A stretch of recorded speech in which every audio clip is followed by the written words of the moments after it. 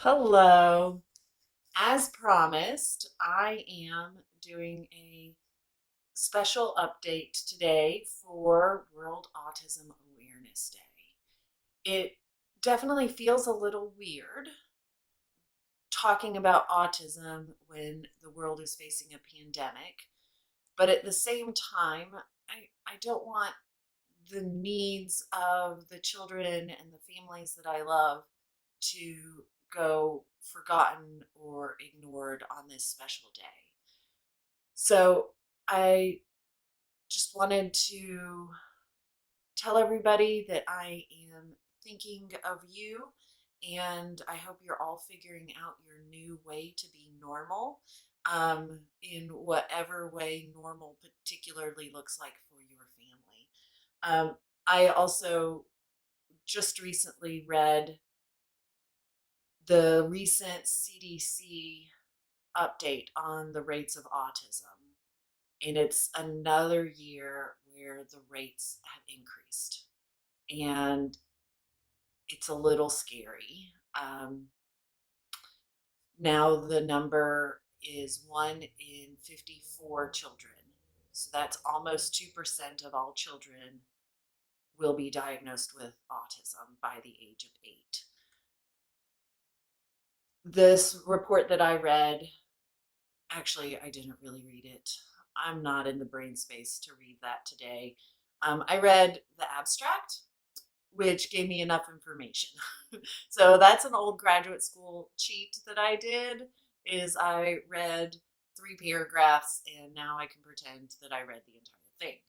But they were saying that there was a major increase in identification in minority children, and actually highlighted that as a good thing that's happening because for a long time there were many more white Caucasian children being identified with ASD, and the scientific community didn't think that Caucasian children were actually more likely to have it, more that children from minority backgrounds weren't being identified, and by not being identified weren't getting the extra help and accommodations they needed. So this report was actually very hopeful, saying that finally now most of the US population is getting screened and evaluated as they should be. And honestly, as a professional in this area, I have seen a dramatic change in the last 10 years where more children are getting sent to me from a wider variety of families, and younger. And younger is definitely good. The sooner we can identify these kids, the less frustration parents feel, the less frustration the child feels, the better help they can get, and the better long-term outcomes. So hopefully this is good news. We can decide that it is. Another way I'm going to decide that there's some good news is that with some of the extra time I've had and trying to think outside the box in providing services through telemedicine, I have discovered that there is a team of professionals at Vanderbilt University in Tennessee that has been developing an ADOS. An ADOS is the gold standard test for identifying children with autism, an ADOS type test that could be administered via telehealth and can even be administered via parents.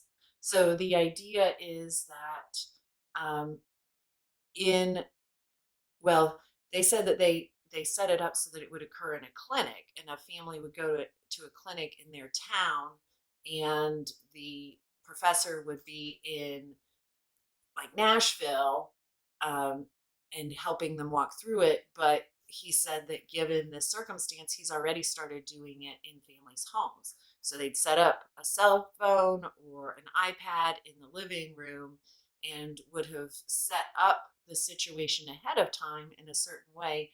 And then the psychologist would talk the parent through the steps, very similar to what I do when I provide an ADOS in my clinic, and then the psychologist could watch it. And And then there is a specific scoring criteria. It's not like you just watch it and go, oh, I decide your child has autism. Or no, this isn't autism. There's a specific scoring criteria, just like there is for the ADOS.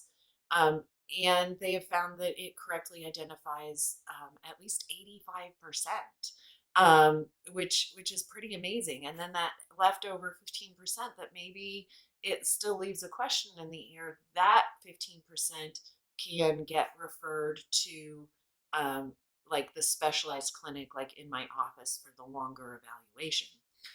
So I'm going to actively try to start setting that up.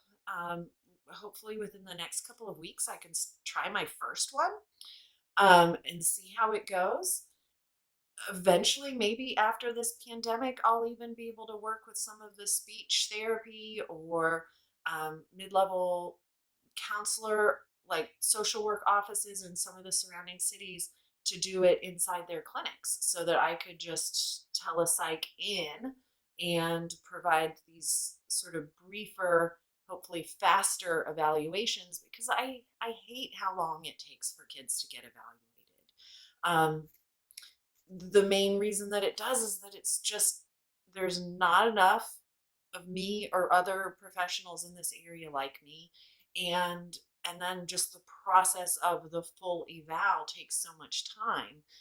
Maybe there is a way that instead of three separate visits we could do it all in one 2-hour visit. I mean, it, I don't know. Anyway, I one of the just like how I've started these YouTube videos, given these circumstances, I'm looking at possibly an Etsy store so we could sell all of this cute autism bling, which then funds things like my summer camps and the sensory toys that I use with my patients. Um, the picnics get funded by purchase of cute bows. Um, So an Etsy store, YouTube videos, telehealth, autism tests. This is pushing me to innovate. And I wish none of this was happening right now.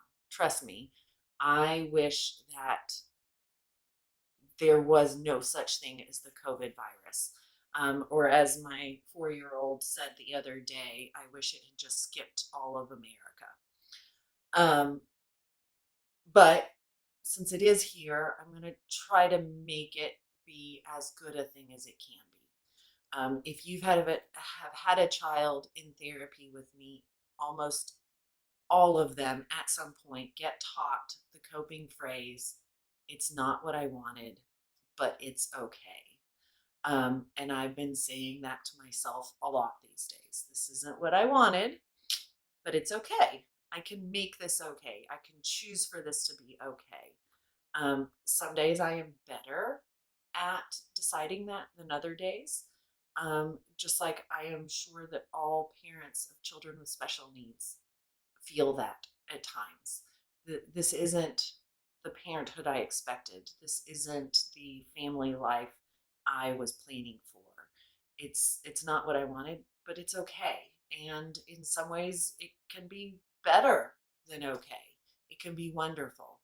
I don't think you can say that a pandemic is wonderful, but um, I just I wanted to share some of that news. Um, and also just again let all of the families that I love and miss so much know that I am thinking about you, that World Autism Day has not been forgotten in the midst of all of this, and that when it is done, we are going to throw a massive autism acceptance picnic, and it will be I don't know how, but it'll be the biggest and the best and the most wonderful celebration we've had yet, because we will just be all so excited to be able to get together and celebrate again. So I am thinking of you, and I am looking forward to seeing everybody in person again.